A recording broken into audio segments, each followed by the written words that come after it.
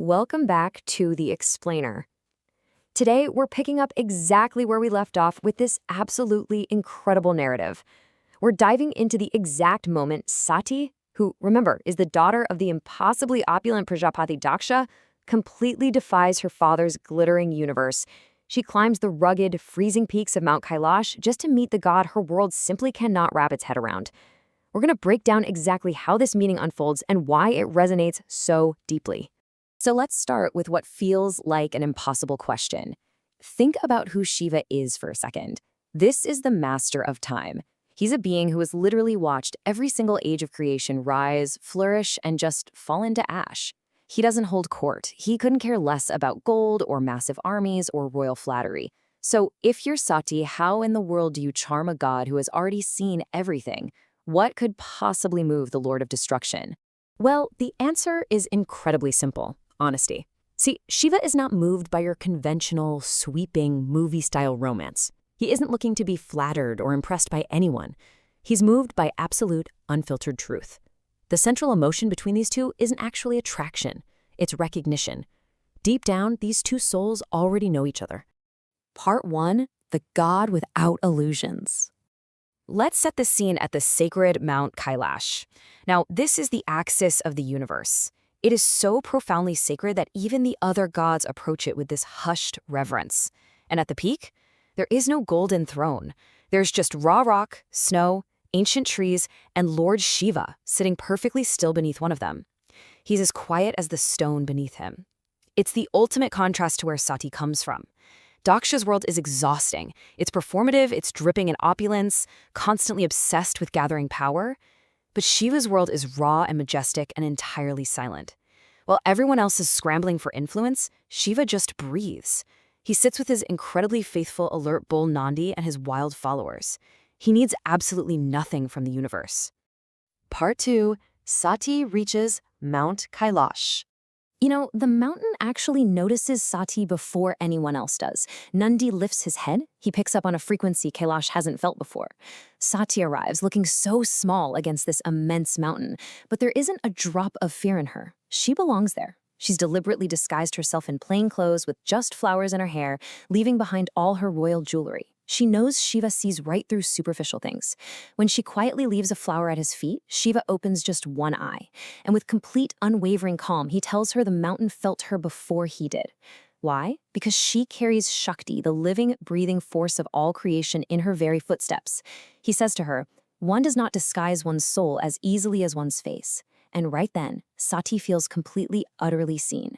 Not as a princess, not as a political prize, but as herself, for the very first time. Part 3. A union of recognition. Now we get to this heavy, profound moment. Sati sits across from him and just plainly asks the question her heart's been carrying. Will he receive her? The silence that follows is thick.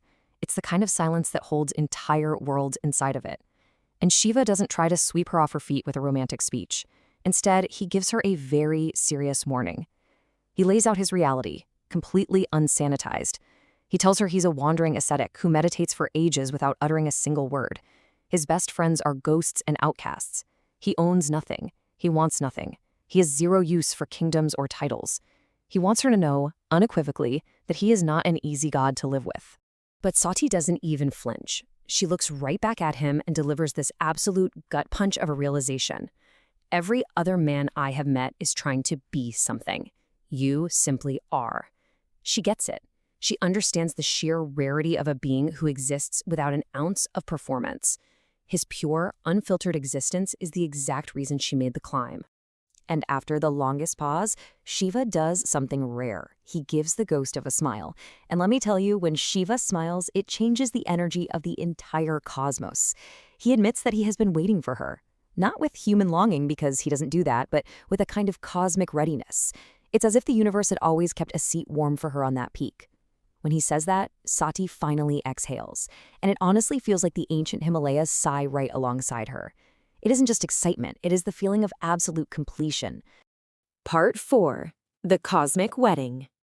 News of this union spreads like absolute wildfire across the three worlds. The great ascetic, the god who turned his back on all worldly bonds, is actually taking a bride. All the gods gather in total awe. And if they were wondering what the groom would wear, well, they get their answer fast. Shiva arrives entirely, unapologetically unsanitized. He rides in on his white bull, Nandi. His matted hair holds a crescent moon. His skin is literally covered in graveyard ash. He's wearing a garland of skulls, and he's wrapped in a tiger skin. His wildness is the entire point. Meanwhile, if you look to the edges of the celebration, there's Sati's father, Daksha. He's just standing there in the shadows, jaw tight, posture stiff, eyes incredibly cold. But Sati's reaction is what makes this so captivating. She walks toward this wild, ash-covered ascetic with a look of absolute radiant joy. She's not embarrassed. She doesn't care that he didn't show up in gold or fine silk. She has finally found her home. She just takes his hand and says, "You came as yourself." And Shiva locks eyes with her and gives the most profoundly honest reply. "I have never learned to be anything else." There is zero pretense here, just the raw truth of two souls recognizing each other. Like I said before, his absolute honesty is the romance. So, the wild ascetic and the daughter of kings stand together. Their hands are joined while a massive golden fire blazes right at the center of the cosmos. The gods are all gathered around, watching from a respectful distance. It's this incredible moment where the entire universe is just holding its breath in awe. The way they seal this path is beautifully simple. They begin circling the sacred fire together. The cosmos watches as they move through the ritual, stepping together until they complete the seventh and final circle. And when they finish, there isn't some dramatic, deafening thunderclap. Instead, the very fabric of creation just shifts, quietly. It's like a massive, ancient key finally turning in a lock, seamlessly uniting the two halves that the universe always needed to be whole. Part 5, Peace on the Mountain. What follows is this beautiful, golden era of peace on Kailash. They find a perfect harmony. Shiva remains anchored in his profound, ageless stillness, while Sati brings this vibrant, nurturing warmth. Just look at the newfound freedom she has. She's out there tending the mountain gardens. She gets to learn the absolute depths of meditation directly from the greatest master in existence. She laughs freely with the wild Ganas and spends her winter mornings playfully arguing philosophy with Shiva.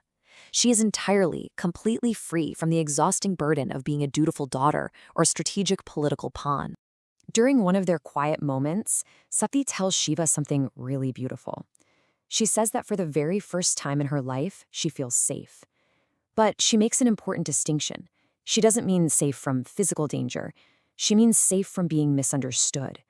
She realizes that Kailash isn't just a hunk of rock and snow.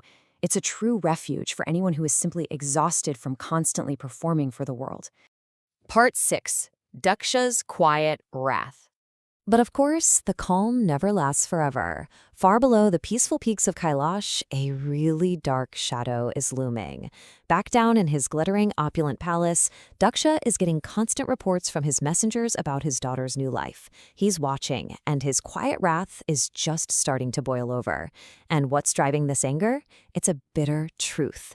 Daksha has immense power and unimaginable pride, but absolutely none of that power can dissolve the simple fact that Sati is genuinely happy. He is forced to sit with the agonizing knowledge that his daughter had been right all along, and he, the great Prajapati, had been completely wrong. And that realization, it makes him incredibly dangerous, because Daksha hasn't forgiven anyone. He's just grown a lot quieter. And a quiet Daksha is always more dangerous than an angry one. He is silently, methodically planning the grandest ceremony in the entire history of the gods. Every single deity in creation is going to be invited to this massive event, with one very deliberate, calculated exception. He intends to publicly, undeniably snub Shiva. So I want to leave you with this chilling question to think about. What happens when a father's unyielding pride decides to challenge the very fabric of the universe? This calculated snub isn't just a petty family insult. It is the spark that's going to ignite the most devastating chain of events in all of Hindu mythology. Thank you so much for joining me to explore this incredible explainer today. Stay curious, and I'll see you next time as we unpack the catastrophic fallout of